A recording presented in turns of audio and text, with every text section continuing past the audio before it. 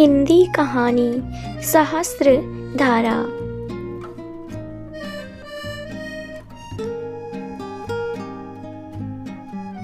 देहरादून।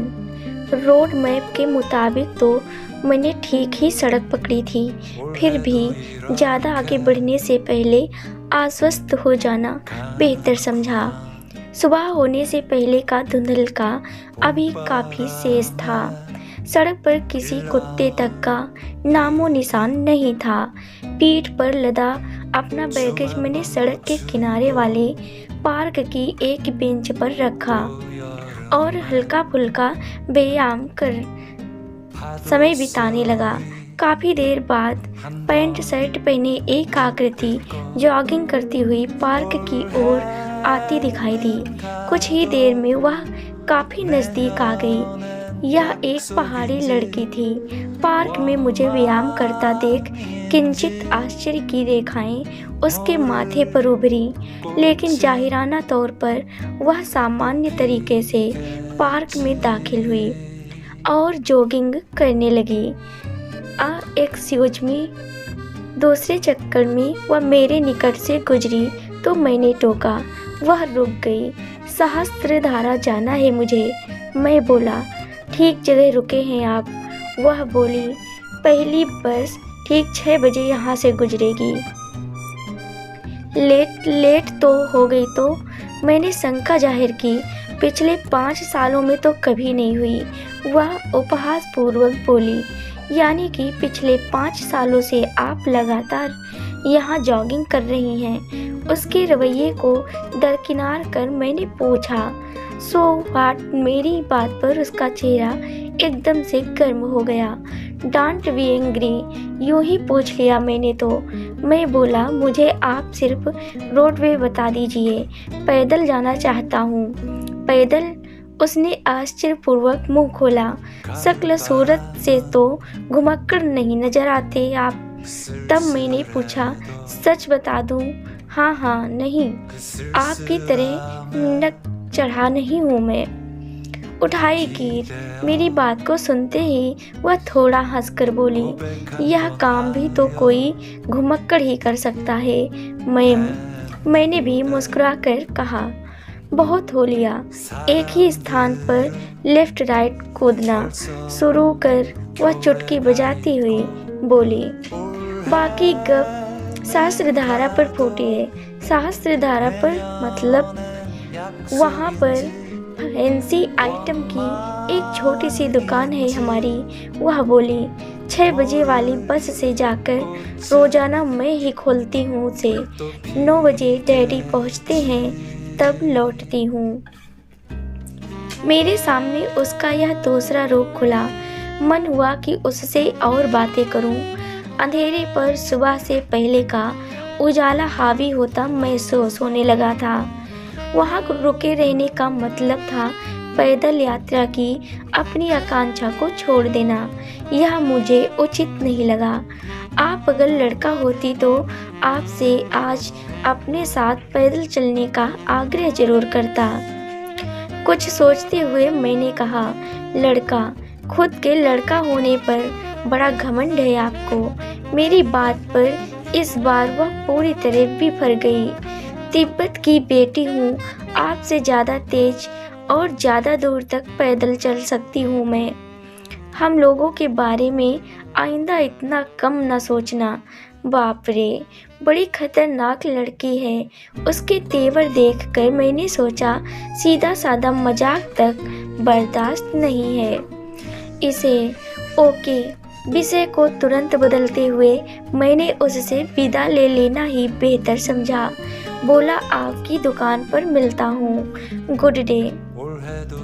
जरूर, वह सामान्य स्वर में बोली, बशर्ते कि आप 9 बजे तक वहाँ पहुँच जाएं। अरे हाँ। बैगेज उठाकर मैं चलते चलते पटका। आपका नाम तो पूछा ही नहीं मैंने। बहुत पवित्र नाम है, वह मुस्कुराकर बोली। नहाकर पूछना। इसके साथ ही वह आगे को दौड़ गई। मैंने सहस्त्रधारा की पेड़ों और पहाड़ की चोटियाँ कहीं कहीं गुलाबी नजर आने लगी थी। पहाड़ी रास्ते पर चलने के लिए शरीर को इतना श्रम करना पड़ रहा था कि उस सर्द सुबह को भी मेरे माथे पर पसीना छलछला आया था। लेकिन मैं चलता रहा। मुझे लगा कि मेरी बनियान भी पसीने से भीगने लगी है और यही हाल रहा तो कुछ ही देर बाद अपनी जर्किन और स्वेटर मुझे कंधे पर लाद कर ले जाने होंगे। इस बीच 2 बसें भी मुझे क्रॉस करके आगे जा चुकी थी।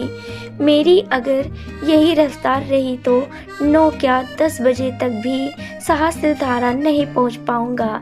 मैंने व्यग्रतापूर्वक सोचा और जहां तक पहुंच गया था सड़क के किनारे वहीं पर अपना बैगेज टिका दिया। कुछ देर इंतजार के बाद पीछे से आई तीसरी बस को रुकवा कर मैं उसमें बैठ गया। सुनो, आखिरी स्टॉप से आधा किलोमीटर पहले ही उतार देना, मैंने कंडक्टर से विनती की और उसने सहस्त्रधारा से करीब 1 किलोमीटर पहले ही मुझे उतार दिया। वहाँ से खरामा चलकर 7:30 पौने 8 बजे के करीब मैं धारा तक जा पहुंचा। जैसा कि जाहिर था मेरे कदम सबसे पहले वहां बनी दुकानों की ओर ही मुड़े और मेरी उत्सुक आंखों ने आसानी से उसकी दुकान को टोह लिया। कितनी दूर पैदल चलकर बस में बैठे मुझे देखते ही उसने पूछा, बस में सिर से एड़ी तक बहता या पसीना नहीं दिख रहा आपको? होता है, पहाड़ी रास्तों पर ऐसा ही होता है। मेरी बनावट को नज़रअंदाज कर वह बोली, कोई बात नहीं, जब तक ना चढ़ो तभी तक रहती है पहाड़ पर चढ़ने की ललक। कमाल हो, सो तो हूँ, वह बोली। ऐसा करो, उधर जाकर पहले नहा लो, बाहर और भीतर दोनों तरफ का मैल धो डालेगी। बड़ी पवित्र धारा है, बाहर भीतर के मैल से मतलब पसीना और थकान और क्या। वह बोली, अब तो बता दो अपना नाम। मैं विनय पूर्वक बोला, कहा ना, अपना बैगेज पीठ से उतार कर नीचे रखो, आराम से बैठकर एड़ी तक बहता या पसीना सुखाओ। अपने पूर्व अंदाज में वह बोली, उसके बाद धारा के बीच पड़े बड़े बड़े पत्थर देख रहे हो ना, उनमें से एक पर मेरा नाम लिखा है। नाम ढूंढने के बहाने नहाना भी हो जाएगा। क्यों? कमाल थी वह लड़की, या तो उसके पास गुस्सा था या उपहास। मैं बार बार उसकी उपहास भरी बातों से अंदर तक छिल जाता, फिर भी सौम्यता और सरलता के आकर्षण में बंधा कुछ कह नहीं पाता। अच्छा छोड़ो, सहज होकर मैं पुनः बोला, कितने भाई बहन हैं आप? मैं तो अकेली ही अपनी भाई भी हूँ, बहन भी। इस बार वह धीरे से बोली, सॉरी, कोई बात नहीं। आप हम तो बहुत हैं, 7 में सबसे छोटा हूँ। बहनें कितनी हैं? उसने तपाक से पूछा। सिर्फ एक, आप जैसी ही होगी। आप मीन नॉटी एंड ब्यूटीफुल, मुझसे कहीं ज़्यादा, और बहादुर भी। अच्छा, उसने प्रफुल्लित स्वर में पूछा, नाम भी बड़ा प्यारा होगा ना? क्या है भला? वही तो पूछ रहा हूँ सुबह से। उसकी नाक पकड़कर दाएं बाएं हिलाते हुए अपेक्षाकृत अधिकारपूर्ण स्वर में मैं बोला, बताती है कि नहीं? सोनम नामक ग्याल एक झटके के साथ अपनी नाक छुड़ाकर मेरे हाथ को बारी बारी कई बार अपनी आंखों पर लगाया उसने। मैं हर बार उनसे बहते स्नेह का गर्म स्पर्श अपनी त्वचा, अपने दिल, अपने दिमाग पर महसूस करता रहा। अब तक बह रही है स्पर्श की वह पवित्र धारा, ऐसा लगता है हमको आज भी। दोस्तों, यह कहानी अच्छी लगी हो तो शेयर करें, लाइक करें और चैनल को सब्सक्राइब कर लें। धन्यवाद।